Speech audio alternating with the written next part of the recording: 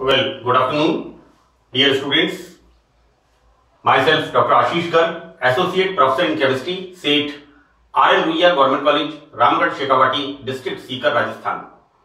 बच्चों, BSc part first inorganic chemistry first paper में हमने ionic solids and ionic compound से स्टार्ट किया हुआ है और मैंने इससे पहले वाले लेक्चर में 13th लेक्चर में आयनिक यौगिकों की सॉल्युबिलिटी और आयनिक यौगिकों की सॉल्युबिलिटी को हमने देखा था कि किस तरह से आयनिक यौगिक आयंस के बने हुए होते हैं और ध्रुवीय विलायक पोलर सॉल्वेंट्स के अंदर सॉल्युबल होते हैं। और हमने एक बात और कही थी कि लाइक डिसॉल्व्स लाइक, समान समान को घुलता है। हमने बच्चों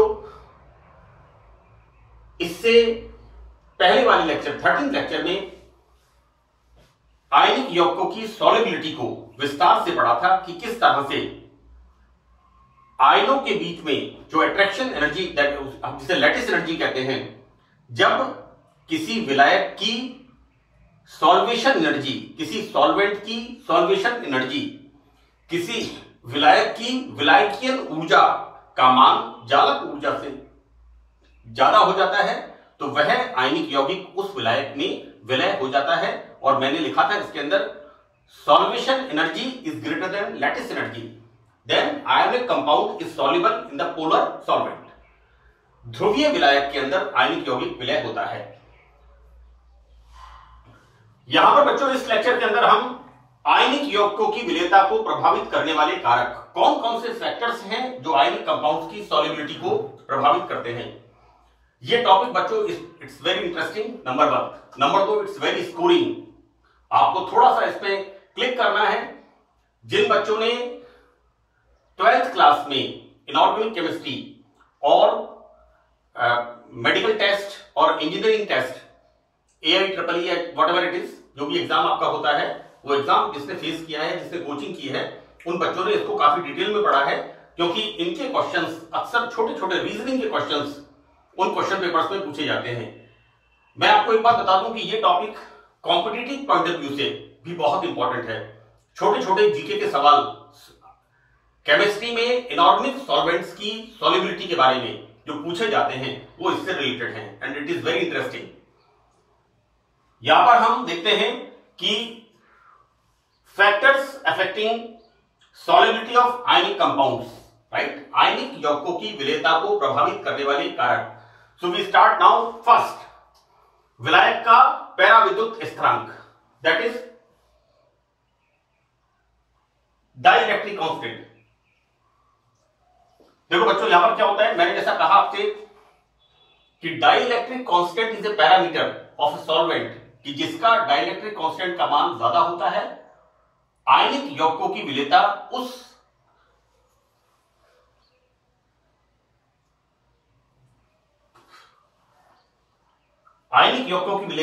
सॉल्वेंट में ज्यादा होती है। मैंने एग्जांपल भी दिया था वाटर का, कि वाटर का डाइलेक्ट्रिक कांस्टेंट 80 होता है, that is the highest one.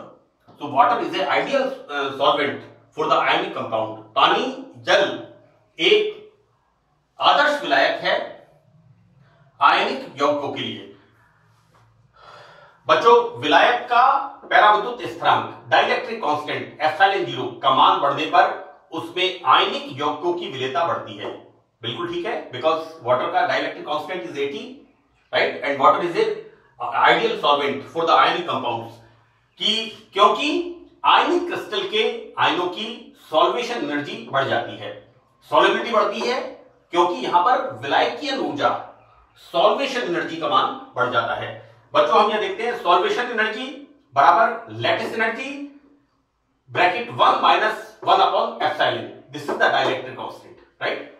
यहां पर देखिए बच्चों, इस एप्सिलॉन का मान जितना ज्यादा होता है, राइट, हम इसका मान अगर ज्यादा होगा, राइट, सपोज 1 होगा, यदि 2 होगा तो ये आधा हो गया, यदि 4 होगा तो ये 1/4 हो गया, यदि 8 हो गया तो ये, यानी यहां पर एप्सिलॉन का मान जितना ज्यादा होगा, राइट, तो बच्चों यहां पर इसका मान यहां पर बढ़ेगा। राइट, यानी सॉल्वेशन का मान यहां पर बढ़ेगा। तो इसलिए dielectric constant is the important parameter, पैराविद्युत स्थिरांक। इसको आप ध्यान रखना, क्योंकि बच्चे, मैं करीब 1990 से इनऑर्गेनिक केमिस्ट्री और ऑर्गेनिक केमिस्ट्री पढ़ा रहा हूं। तो देखिए बच्चों, यहां पर इसमें ध्यान रखना इसका मान, क्योंकि यहां पर अक्सर बच्चे कहते हैं सर इसका मान बढ़ेगा, इसका मान कम होना चाहिए। दिस इज यहां पर इसका मान बढ़ेगा 2, 3, 4, 5, तो 1:2, जैसे जैसे मान बढ़ेगा ये नेग्लिजिबल होता जाएगा। ऐसी स्थिति में यहां पर सॉल्वेशन एनर्जी, विलायकीय ऊर्जा का मान बढ़ेगा, और विलायकीय ऊर्जा का मान बढ़ेगा तो विलायक आयनिक यौगिक को आसानी से डिसॉल्व कर लेगा, right. So this is the first point, विलायक का पैराविद्युत स्थिरांक। नाउ सेकंड इज द आयनों की त्रिज्या। इट्स वेरी वेरी इंपॉर्टेंट, ये बड़ा उलझन भरा सवाल है, इसको आप थोड़ा ध्यान से देखिएगा। मैंने ये दोनों फॉर्मूले इसमें लिखे हैं। यहां पर लैटिस एनर्जी, जालक ऊर्जा और आयनिक त्रिज्या में निम्न संबंध है।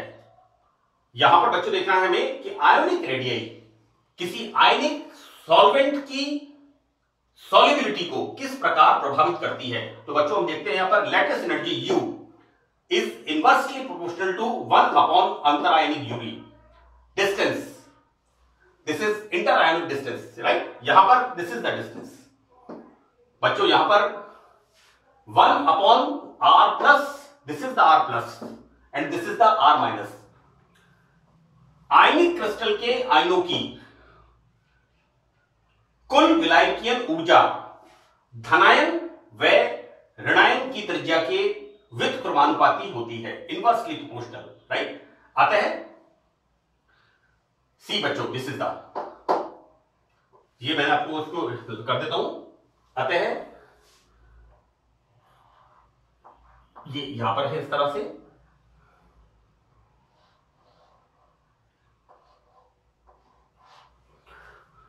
ये मैंने लिखा है बच्चों कि आयनिक क्रिस्टल के आयनों की सॉल्वेशन एनर्जी धनायन और ऋणायन की त्रिज्या के व्युत्क्रमानुपाती होती है। देखो बच्चों, जालक ऊर्जा के समीकरण से स्पष्ट है, this is the equation, lattice energy, कि जालक ऊर्जा का मान प्रमुख रूप से ऋणायन की त्रिज्या से प्रभावित होगा। बच्चों दिस इज द अंडर 2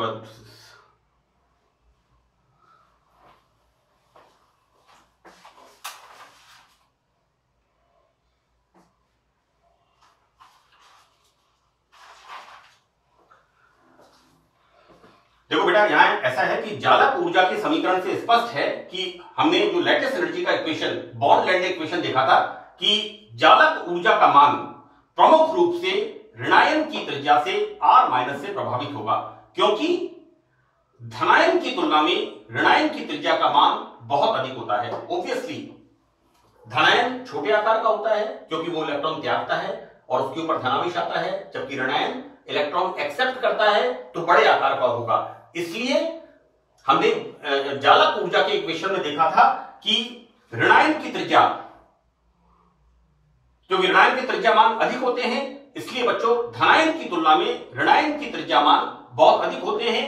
लेकिन विलायकीय ऊर्जा के समीकरण से इसको अगर हम देखते हैं, राइट, लैटिस एनर्जी के इक्वेशन में हमने देखा था कि धनायन की तुलना में जालक ऊर्जा के समीकरण में बच्चों बॉर्न-लैंडे इक्वेशन, मैं फिर इसको रिपीट कर रहा हूं कि वहां पर हम देखते थे कि धनायन की तुलना में ऋणायन के मान से जालक ऊर्जा के मान प्रभावित होते हैं,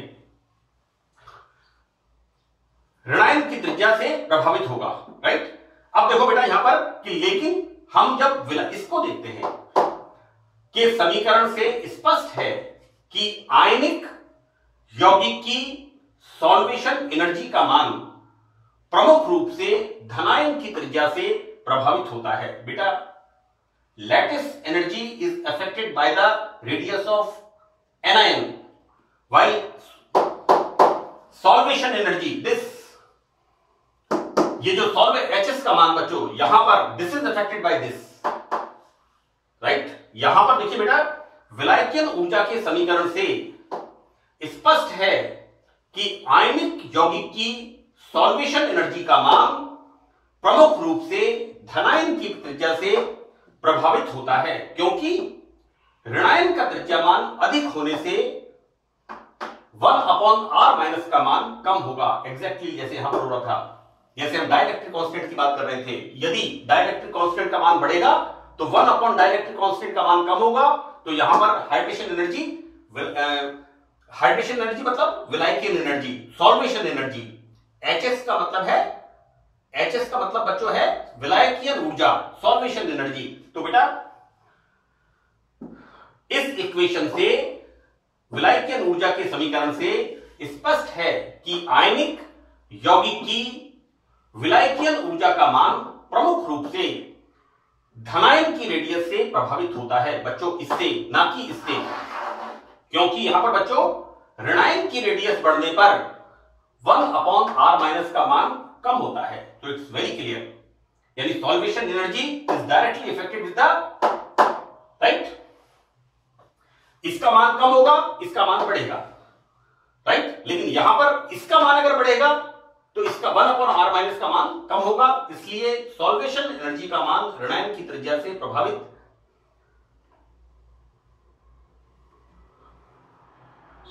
नहीं होता है, ऋणायन की त्रिज्या से प्रभावित नहीं होता है बच्चों। अतः ऐसे यौगिक, ये बड़ा इंपॉर्टेंट पॉइंट है बच्चों, यहां तो हमने क्लियर हो गया हमें कि यहां पर अगर r- का मान बढ़ता है तो उससे कोई लेना देना नहीं है। लेकिन अगर इसका मान हम देखते हैं, राइट, यहां पर अगर इसका मान बढ़ता है तो इसका मान घटता है, राइट। यहां पर देखो बेटा, बहुत सिंपल सी बात है।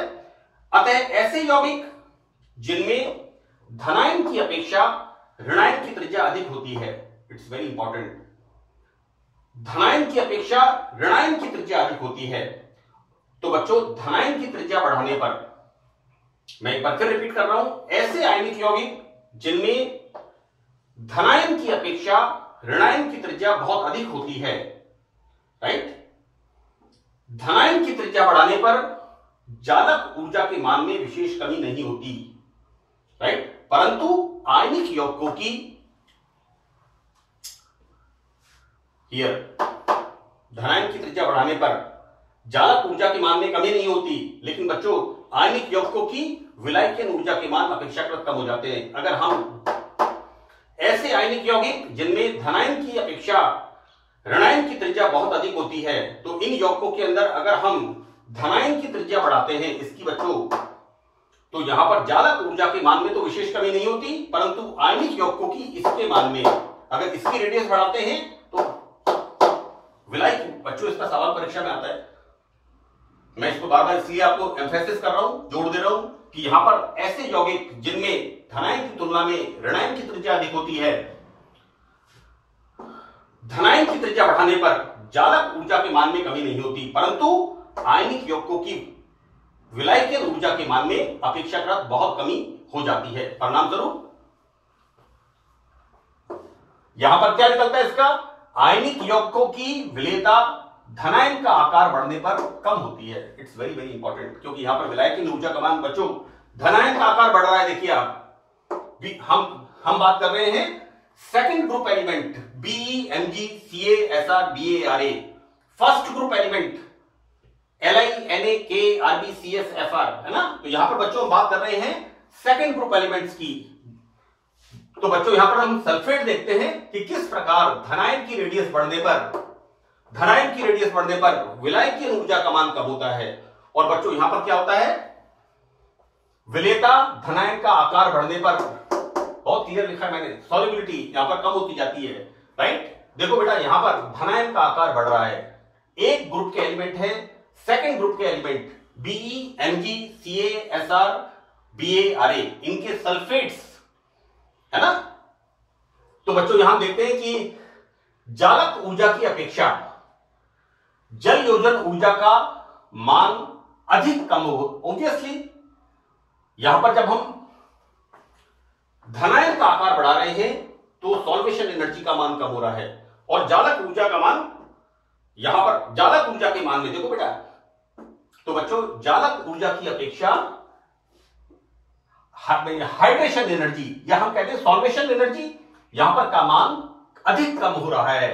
तो बच्चों ऐसे यौगिक जिनमें ऋणायन और धनायन समान आकार के होते हैं, तो इनमें से किसी की भी ऐसे यौगिक जिनमें धनायन और ऋणायन समान आकार के होते हैं, तो इनमें किसी की भी त्रिज्या में वृद्धि होने पर विलायकियन ऊर्जा की अपेक्षा जालक ऊर्जा के मान में तेजी से कम होती है। बच्चों यह कंडीशन बदल गई है, यहां पर कैटायन और एनायन समान आकार के होते हैं, तो यहां पर बच्चों अगर समान आकार के होते हैं तो यहां पर जालक ऊर्जा में तेजी से कमी होती है। अतः ऐसे यौगिकों, आयनिक यौगिकों की विलेयता धनायन का आकार बढ़ने पर बढ़ती है। देखो बेटा, यहां पर मैंने एग्जांपल लिया है, यहां पर देखो lithium fluoride, sodium fluoride, first group element, potassium fluoride, then rubidium fluoride, then caesium fluoride. और यहां पर एग्जांपल बच्चों ने लिया है ऋणायन का, LiF। सी यहां पर बच्चों धनायन का आकार बढ़ रहा है, जबकि यहां पर ऋणायन का आकार बढ़ रहा है, राइट। यहां पर बच्चों इनका यानी यहां पर सॉल्युबिलिटी बढ़ती जाएगी।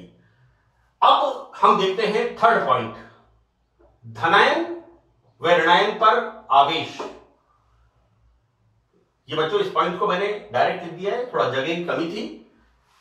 आप जब लिखें इसको तो इसको अंडरलाइन करके, इसको वापस रिपीट करके इसको दोबारा लिखें आप, राइट। यहां पर धनायन ऋणायन पर आवेश is directly proportional to lattice energy, right. देखो बेटा, जालक ऊर्जा का मान कम होगा तो इन पर आवेश कम होगा, जालक ऊर्जा का मान बढ़ेगा तो इन पर आवेश बढ़ेगा, राइट। ऑब्वियसली देखो, धनायन व ऋणायन पर आवेश बढ़ने से जालक ऊर्जा का मान सॉल्वेशन एनर्जी विलायकियन ऊष्मा की तुलना में अधिक बढ़ता है, क्योंकि विलायक अणुओं पर आंशिक धनावेश होता है। देखो बेटा, जब आयंस के ऊपर आवेश बढ़ेगा, धनायन और ऋणायन, तो उनके बीच में आयनिक बॉन्ड्स ज्यादा स्ट्रॉन्गर होंगे और उनकी आवेश हम देखते क्या है, तो आयनिक बॉन्ड वहां पर मजबूत होगा। और हम देखते क्या है यहां पर कि विलायकियन ऊर्जा की तुलना में जालक ऊर्जा का मान अधिक बढ़ता है। तो बच्चों यहां पर विलायक अणुओं पर आंशिक आवेश होता है, जैसा हमने देखा वाटर के अंदर इज द पोलर सॉल्वेंट। मैंने 13th लेक्चर में बताया था कि किस तरह से आयनिक क्रिस्टल को जल में डालने पर जो हमारा आयनिक क्रिस्टल होता है उसके धन सिरे को जल का ऋण सिरा और आयनिक क्रिस्टल के ऋणायन को पोलर सॉल्वेंट जल का धन सिरा घेर लेता है। और हम देखते क्या है कि वहां पर सॉल्वेशन एनर्जी का मान जब जालक ऊर्जा से ज्यादा हो जाता है तो वो आयनिक क्रिस्टल वाटर के अंदर सॉल्युबल हो जाता है।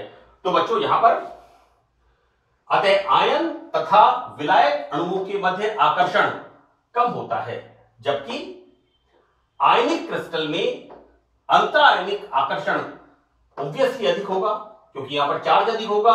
बच्चों धनायन ऋणायन पर आवेश अधिक होगा तो उनमें अट्रैक्शन ज्यादा होगा, उनका आयनिक बॉन्ड ज्यादा स्ट्रांग होगा। अतः अधिक आवेशित आयनिक क्रिस्टलों की विलेयता कम हो जाती है। So it's very clear, right. यहां पर धनायन ऋणायन के ऊपर चार्ज बढ़ेगा तो आयनिक बॉन्ड ज्यादा स्ट्रॉन्गर होगा। ऐसी पोजीशन में जालक ऊर्जा का मान बढ़ेगा।